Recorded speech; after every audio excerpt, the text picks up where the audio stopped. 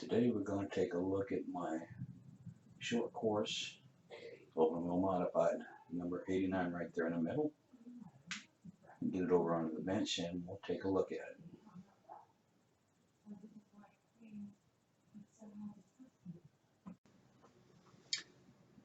Okay, what we have here is your basic team associated RTR short course chassis, rear motor. The same one I had converted to an open wheel modified about 4 years ago. Now what I've got mounted on here is an open wheel modified body. It's sold by GT Bodies. You can find them on Facebook. And the shop that I bought this from is called Monkey Hobbies. They're right here in Central Florida. They're also on Facebook. You can find, he keeps the bodies in stock. You can get them through him. These GT bodies, I like the way they're done overall. You can tell they haven't been, chopped up with scissors or that type of thing. They're either CNC or laser cut. I'm not sure which, but all of the holes, mounting holes, windows, everything is very precise and spot on. So, just had interrupted. Somebody pushing the door open. But anyways, let me get this body off, and we'll talk a little bit about the body and basic steps you have to do to convert pretty much any ready to run short course to run these style of bodies. So let me get the body off.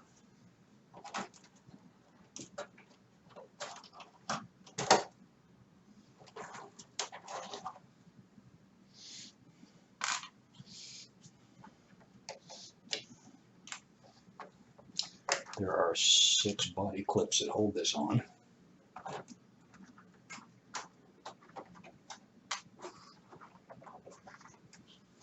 And one thing I do to make it easier to take the body clips off is I put a loop, a little zip tie loop on the end. Gives me a little bit something more to grab a hold of to pull the body pins out.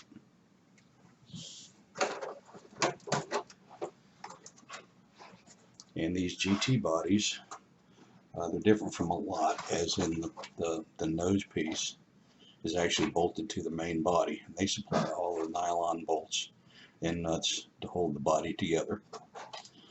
Also, you see here at the back of the hood, it's got the vents that allow any air that gets trapped in here to vent out over the body and then feed back over the back wing.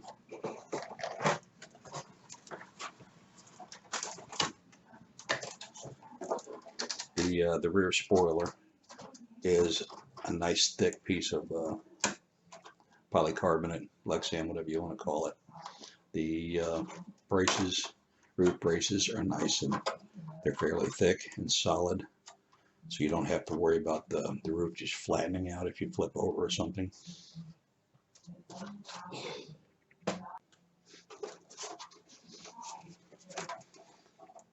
Like I said, all of this, even the you can see the little oval slots that are cut in the rear spoiler for adjustment.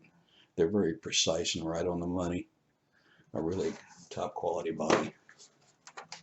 Let me get this out of the way and we'll talk about the basic changes that have to be made to the chassis. Okay, the basic chassis is doesn't require a whole lot of changes. You have your front body mount and your rear body mount just like you would for your short course truck.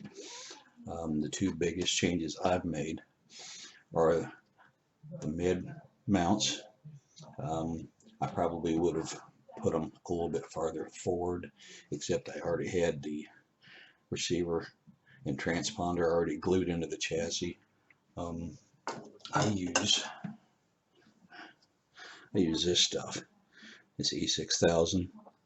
I've used it for years to glue electronics down, that type of thing. It's very inexpensive. You can get it just about any type of dollar store. Works great. When you're ready to remove it, you can pop the electronics off, literally peel it off, and it's not a whole bunch of scraping like you have to do typically with servo tape. Now with mounting these mid-point mounts, these are the RJ Speed. Can't remember if they're the 4-inch or 4.5 inch. They're either 4 or 4.5 inch. I don't know. I'm going to tape measure it right now. Here it is. Okay. I'll tell you if I can.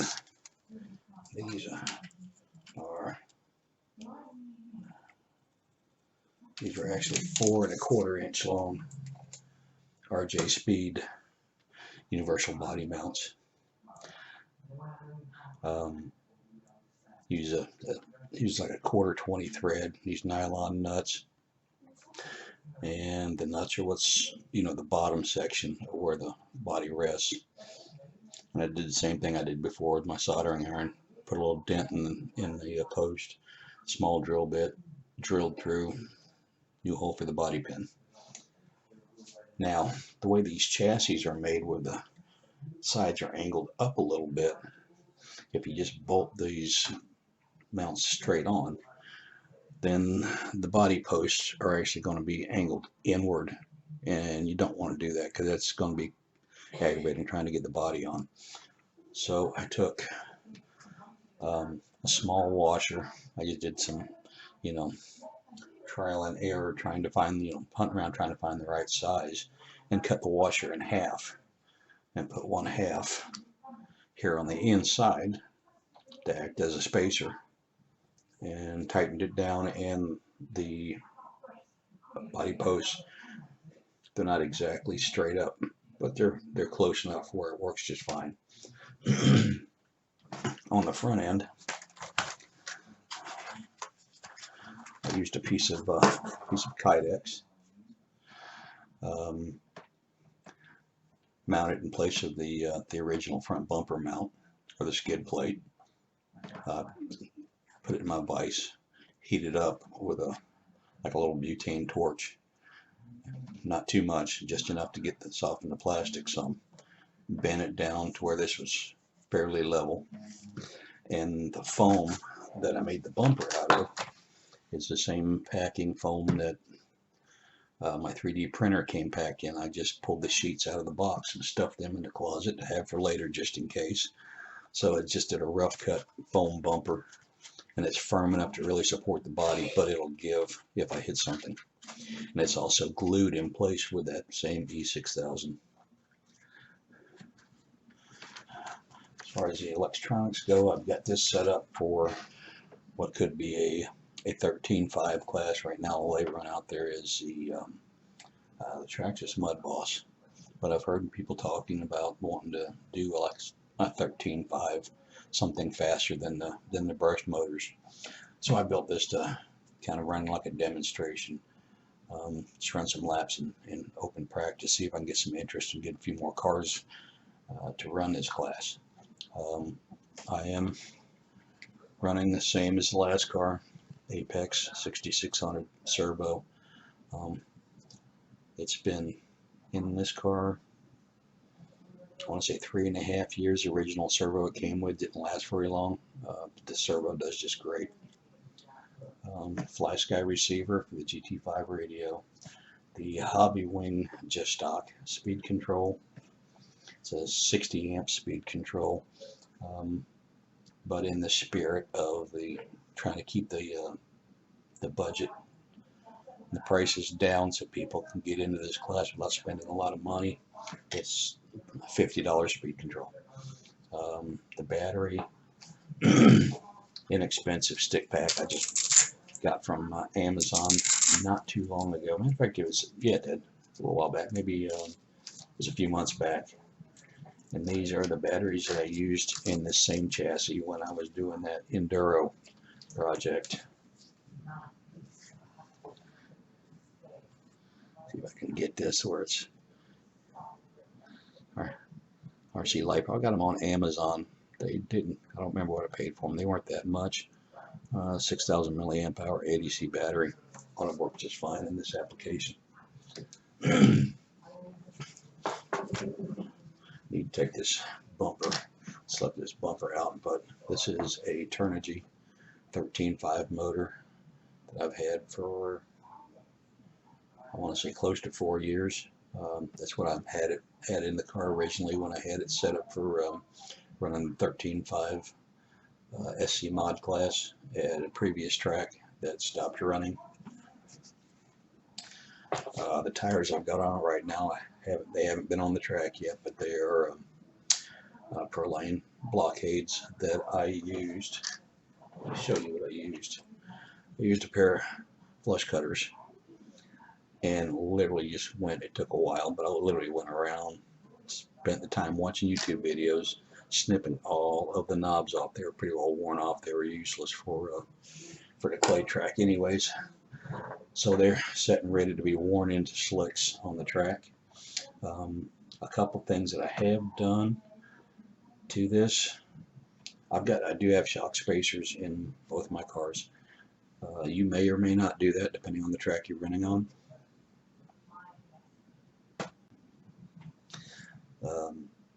The only other thing is I've done is I'm trying to keep this as, like I said, as budgeted class as possible.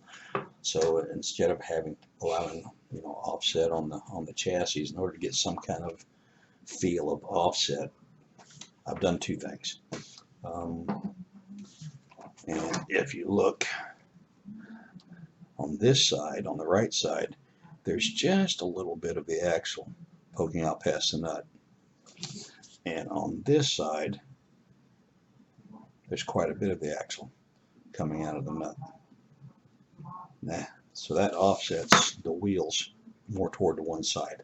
How I accomplish that is I have aluminum hexes on the rear. On one side, I've got a 7mm hex, and on the other side, I've got a 10mm hex.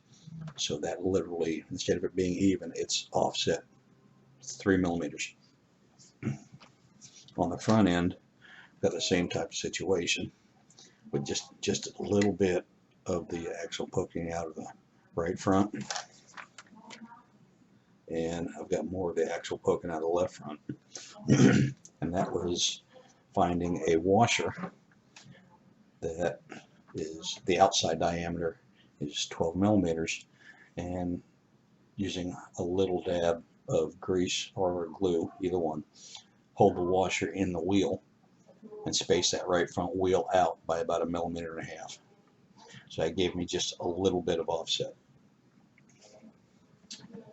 Other than that, this is pretty much stock, ready to run chassis, with the exception of the changes I've made in the shocks. But as many of these things are out there and running around, I don't know how many of them at any given time you can find on Facebook Marketplace, because I've been banned off there for years. But I'm sure you can find them out there if you don't want to buy one new. Probably, if you're watching this, you may even have one. But it's just something that's not too difficult to accomplish to get into oval racing if you don't want to go with the other route. But I'm going to try to put something up on YouTube at least once a week. Should be able to keep up with that, and I'll just keep you updated on what's going on with me and where I'm at, what I'm doing. So get out to the track, have some fun, and don't spend a ton of money doing it.